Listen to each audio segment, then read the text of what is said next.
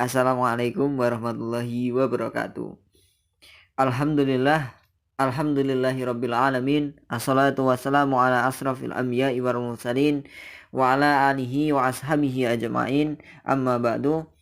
Pertama-tama marilah kita panjatkan puji syukur kepada Allah Subhanahu wa taala karena dengan ini kita bisa mendengarkan materi fikih siasah di pertemuan keempat dengan materi pendekatan kajian fikih siasah dan perkembangan fikih siasah. Yang kedua, salawat serta salam tetap kita curahkan kepada junjungan Nabi besar kita, Nabi Muhammad SAW. Di sini saya Ahmad Fauzi dengan NIM 2121111266 dari kelas 3G, Prodi Hukum Ekonomi Syariah, Fakultas Syariah. Pada kesempatan kali ini saya akan menyampaikan materi yang pertama tentang pendekatan kajian fikih siasah. Dalam pendekatan kajian fikih siasah terbagi menjadi 3. Yang pertama normatif, yang kedua sosiohistoris, yang ketiga filosofis. Pengertian yang pertama adalah pengertian normatif, yaitu suatu pendekatan yang memahami kajian politik dalam Islam sehingga tidak bisa dilepaskan dari kedisiplinan yang biasanya muncul, yaitu fikih. Pendekatan yang kedua adalah pendekatan sosiohistoris.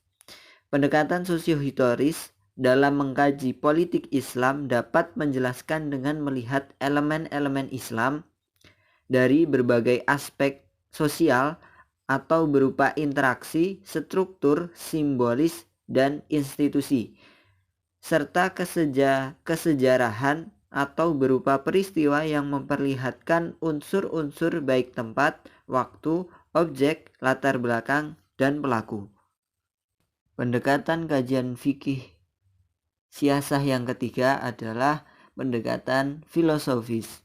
Pendekatan filosofis merupakan pendekatan yang dimaksudkan untuk melihat kandungan, nilai, atau substansi dalam setiap bidang formasi politik hukum.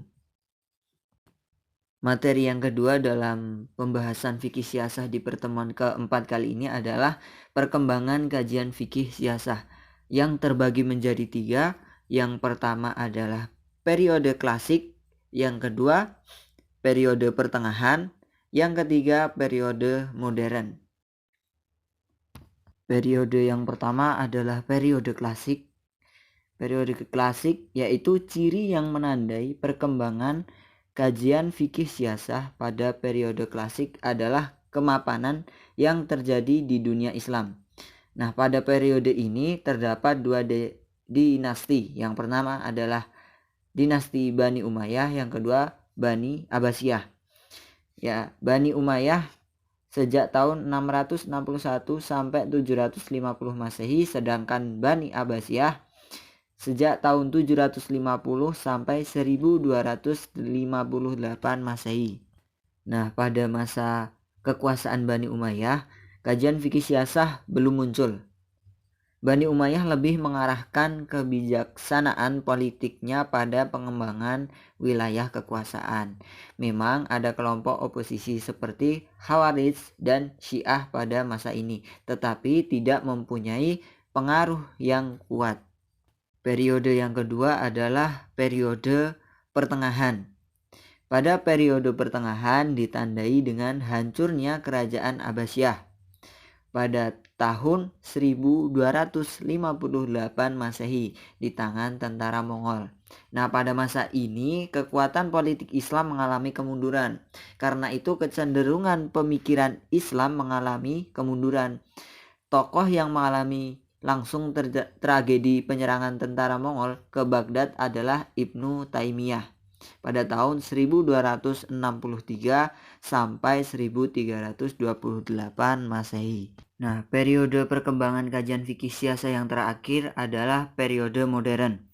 Pada periode modern ditandai dengan semakin lemahnya dunia Islam di bawah penjajahan bangsa-bangsa barat. Hampir semua negeri muslim berada di bawah imperialisme dan kolonialisme barat. Dalam lapangan politik, sikap pertama melahirkan aliran yang menyatakan bahwa Islam adalah agama yang serba lengkap, mengatur segala aspek kehidupan manusia, termasuk politik dan kenegaraan. Sikap kedua melahirkan aliran yang berpandangan bahwa Islam hanya memberikan seperangkat tata nilai dalam kehidupan politik kenegaraan umat Islam.